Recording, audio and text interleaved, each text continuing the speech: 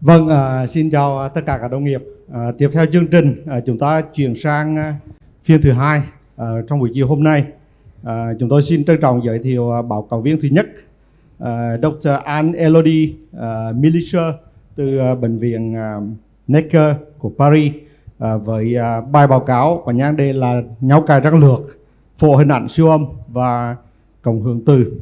So we would like to invite and introduce the first speaker of the second session today afternoon, Dr. Anne-Elodie Bellaiche. Please. Thank you. So good afternoon to everybody. So first of all, I would like to thank very much all the organizers of this ceremony, these sessions, and especially for Nhau, who is very involved in all the things, and it is very precious for us to be able to collaborate together. And thank you very much for Samsung, who is supporting this Congress and who is precious for all these exchanges. So let's talk about the placenta accreta, which is a tricky subject, because we know all the morbidity that can provide from this pathology. So first of all, I would like to propose a little clinical case. You can see on this slide that there is some different sorts of lacunae, as you can see here, and just one case is about placenta accreta. So I let you choose the slide, the correct slide, and after the talk, we'll review this question together. When we see the development of the placenta, we can see that there is a tricky borderline between the simple adherent placenta, the accreta placenta, which is partially inside the myometrium, the increta, which is quasi-completed, and the percreta, which is all over the uterus and throughout the bladder, for example. You can see the other forms of the placenta accreta, which is a spectrum between the superficial form and the deep form. And which is very important is the vascularization of this placenta accreta sorts. So the borderline is very tricky, and we know that adherent placenta will provide some blooding delivery, and it will be worse and worse due to the deepest form on the accreta. So here, recently, and especially the English team, decided to talk about a spectrum disorder and not placenta accreta, which reflects all these thoughts about the continuum between superficial adhesion, and it is adherent or non-invasive or superficial placenta accreta. And the most severe form will be increta and percreta. But which is important to know is abnormal adherence and invasion may coexist in the same placental bed. So here again, the diagram of all those different forms. So first of all, we have to suspect placenta accreta when we have specific conditions. The placental position, and when it is previa, we have to question about that. Is there a placenta accreta or not? The caesarean section history, and more you will have caesarean section, and more you will have risk of placenta accreta. The oldest woman, maternal age superior to 35 years, and previous history of accreta. So all these conditions have to be questioned about placenta creta.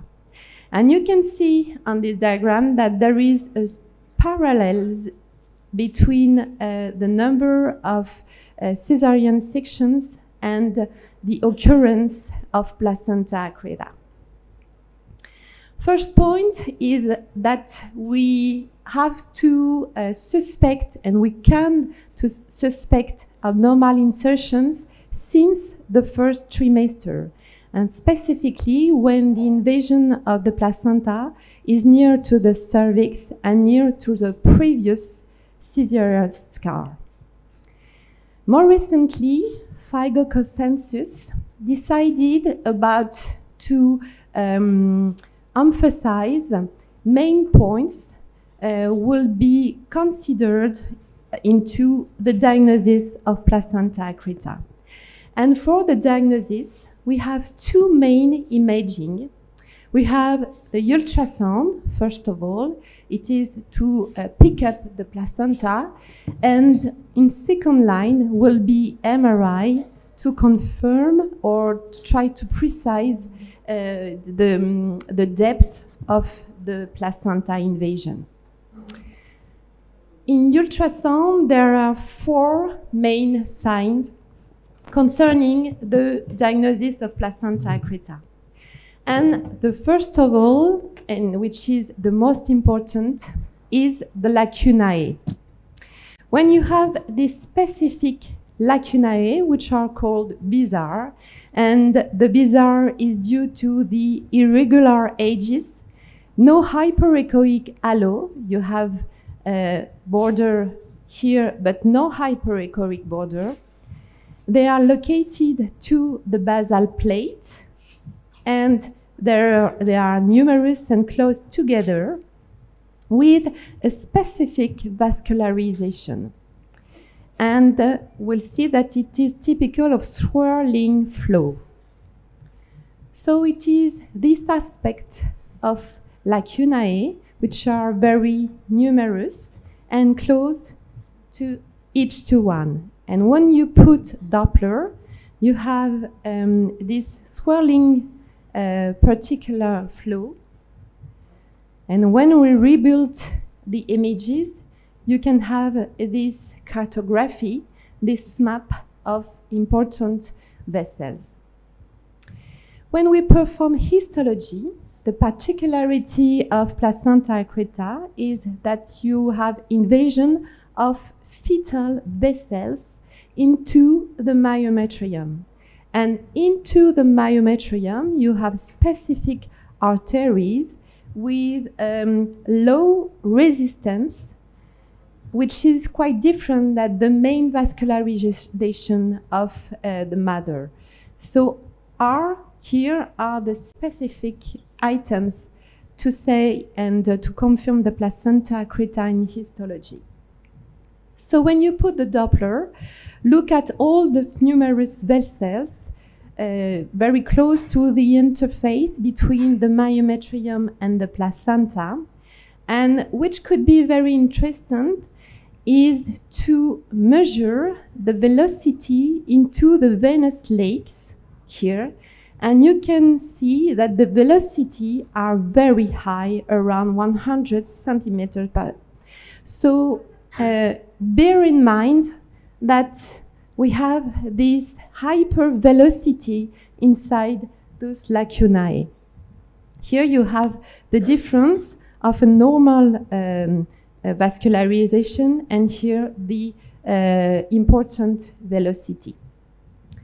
So placental lacunae is a very performant, accurate sign, as you can see here, with a sensitivity near to 80%. So when you have this typical lacunae, we have to suspect placenta creta. The second side, very important, is the loss of the clear zone. And here on the left, you have normal patterns of placenta, low inserted, and you see that even it is very thin, you have this hypoechoic plane, as you can see here.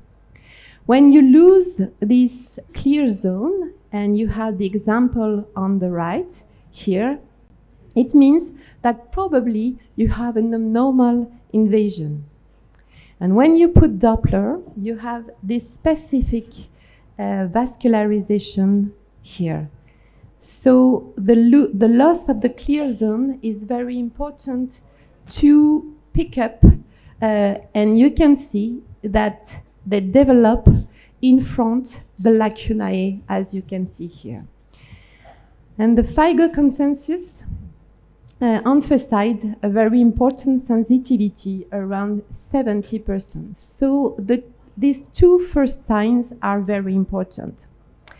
In this clear zone, you put Doppler, and if you have placenta accreta, you will be able to demonstrate this typical double rail image, as you can see here, which represents the specific vascularity of the bladder serosa here when you have placenta accreta. It doesn't mean that you have a percreta form, but it means that you have a particular hypervascularization of the layers of the bladder.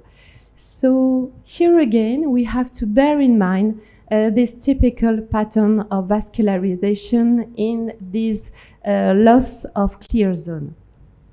Here you have example of this particular vascularization in contrast with the normal aspect on the right side, as you can see here.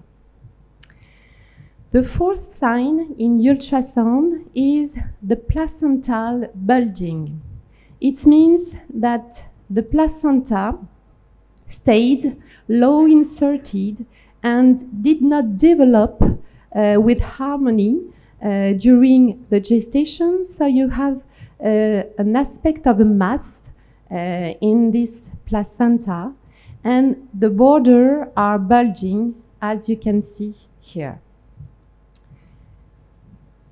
So it is important to know the difference of a low-lying placenta. Here on the right you have normal pattern. You can see that the morphology is quite regular.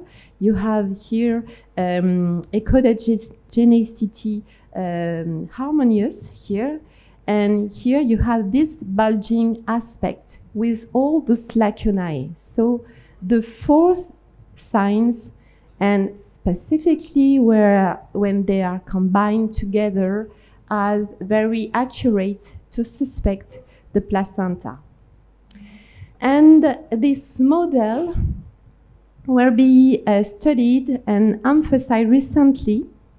And you can see that when you have these four signs, these four biomarkers, means loss of clear zone, abnormal placenta lacunae, placenta bulge, bladder wall interruption, you are very close to the diagnosis, and you can see that the corrected index is near to 1.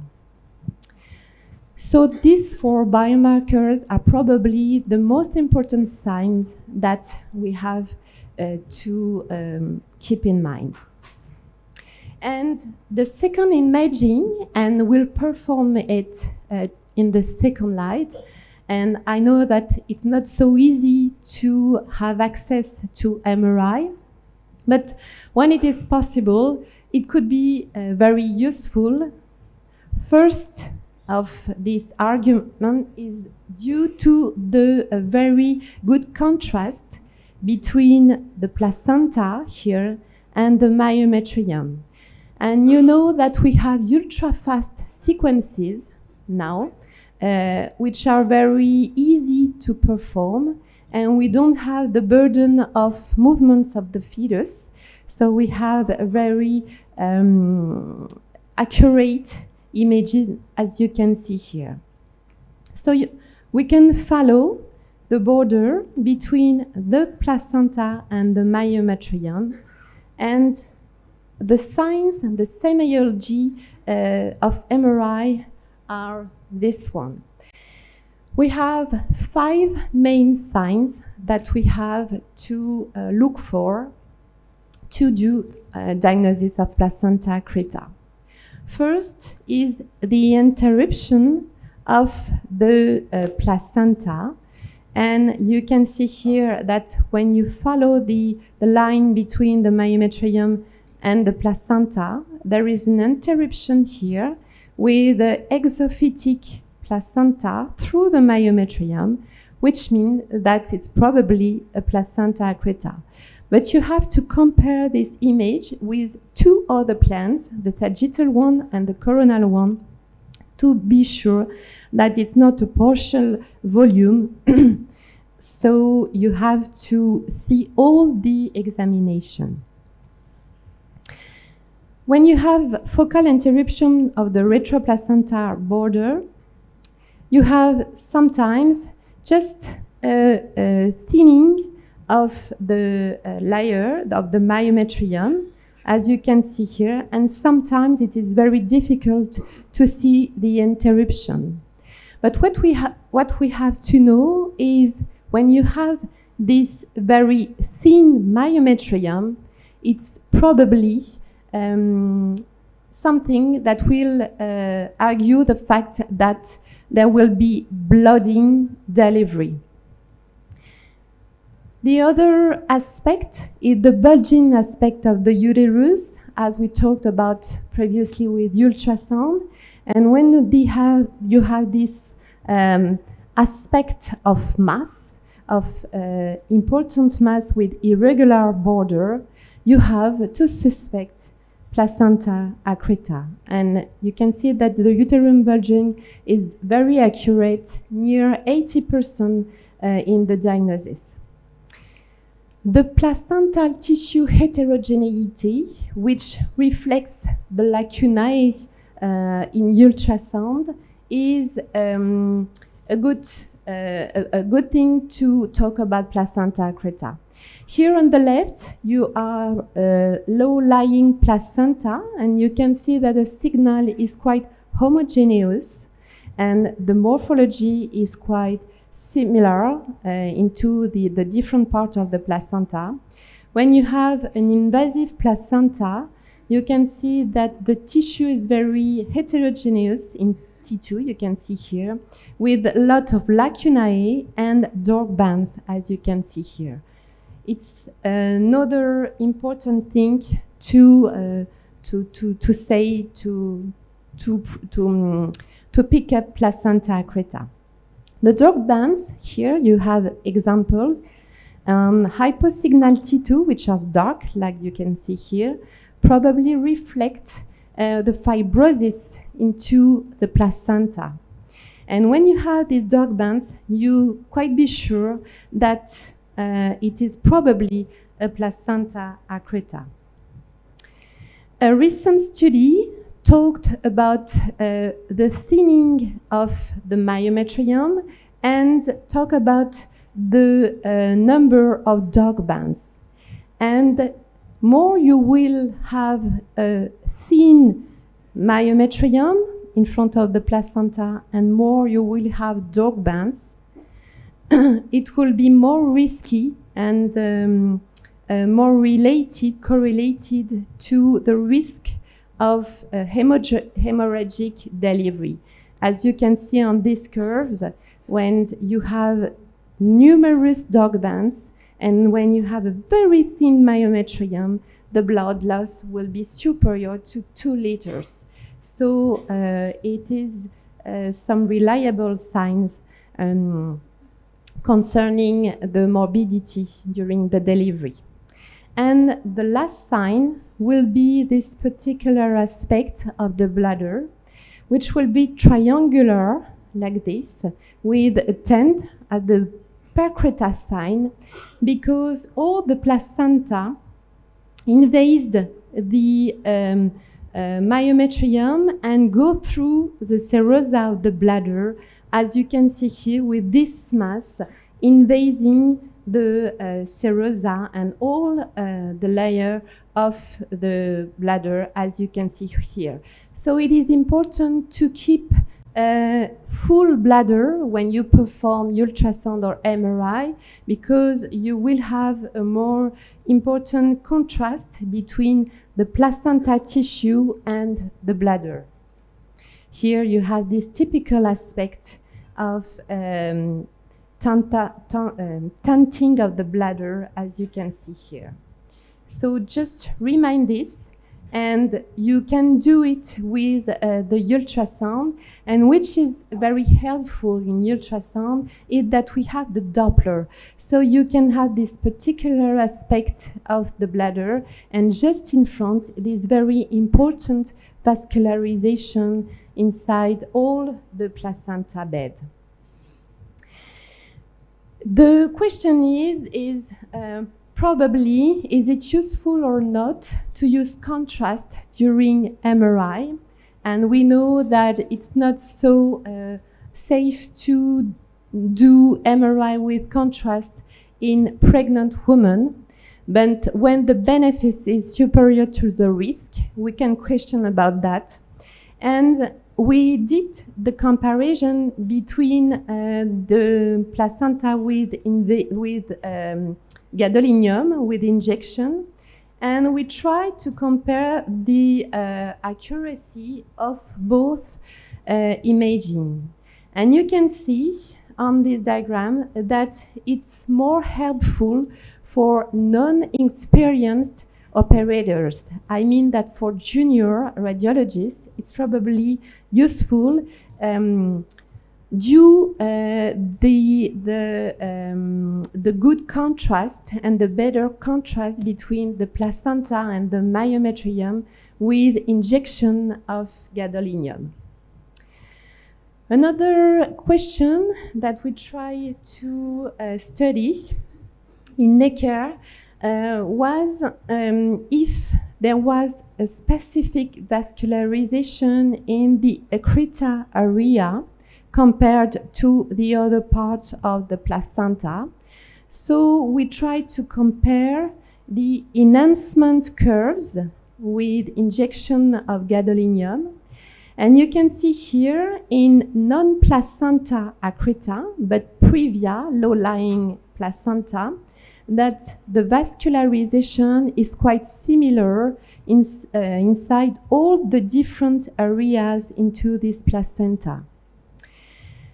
In contrary, you can see that when you have placenta accreta, you have very important hypervascularization is in accreta area compared to other part of the placenta, which are nor-accreta. So maybe it will be the clue, or one of the clues of the diagnosis. But for that, we try to assess other techniques, as here ASL, which means that you can study the vascularization without using contrast injection. So we try to study this possibility. So let's talk about the first slides. In your opinion, which is the lacunae which are due to placenta accreta? The A, the B, or the C? The B. Okay, well done. It was exactly, and you know that you are strong, so it was the good diagnosis. Here you have this particular and bizarre lacunae near to the border between the myometrium and with no hyperechoic borders. So to conclude, you can see that there is a complementarity between ultrasound and MRI. Placenta accreta had these vascular particularities, and we have to study, and probably the diagnosis will rely on this particular vascularity. It is very important to have this notion of specific lacunae interface. And when you study the placenta, just let's see the whole aspect of the placenta with this typical abnormal morphology of the whole placenta. So thank you very much for your attention. Thank you, Dr. Bellaiche from Nicare,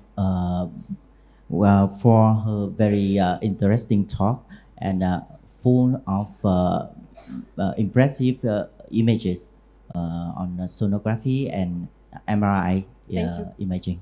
Thank you again.